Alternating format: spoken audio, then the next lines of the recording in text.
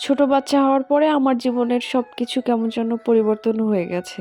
বড় বাচ্চা হওয়ার পরে আমার এতটা পরিবর্তন হয়নি, কারণ তখন আমার মা ছিল সাথে। আসলেই মাকে ছাড়া মা হওয়া যায় না। মাকে ছাড়া মা হওয়া অনেক বেশি কঠিন।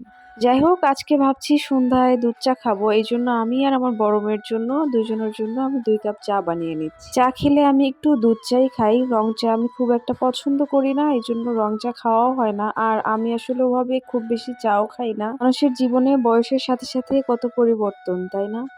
আর এই পরিবর্তনগুলো মেনে নিতে পারলেই জীবন অনেক বেশি সুন্দর। এখন হয়তো আমার খাওয়া-দাওয়া, ঘুম কোনটাই ঠিকমতো হচ্ছে না। অনেক কিছুই পরিবর্তন হয়ে গেছে। তবে এগুলো সাময়িক সময়ের জন্য। হয়তো ২-১ বছর বা ২-৩ বছর। এরপরে সবকিছুই আস্তে আস্তে ঠিক হয়ে যাবে। তবে আমি খুব করে চেষ্টা করি আমার বাচ্চাদের সাথে প্রতিটা সময় খুব করে উপভোগ করার জন্য। কারণ ওরা দেখতে দেখতেই বড় হয়ে যাবে। ওদের এই ছোটবেলাটা আর কখনোই ফিরে আসবে না। এজন্য আমি সবসময় এই সময়গুলো অনেক বেশি উপভোগ করি।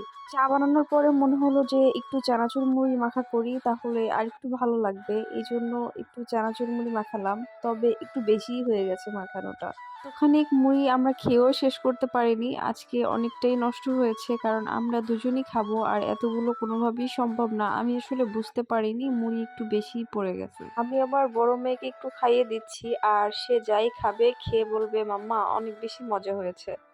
আগে যখন আম্মু বাসায় ছিল, আমি যাই রান্না করতাম বা আম্মু রান্না করতো, আগে জিজ্ঞেস করতো যে কে রান্না করেছে।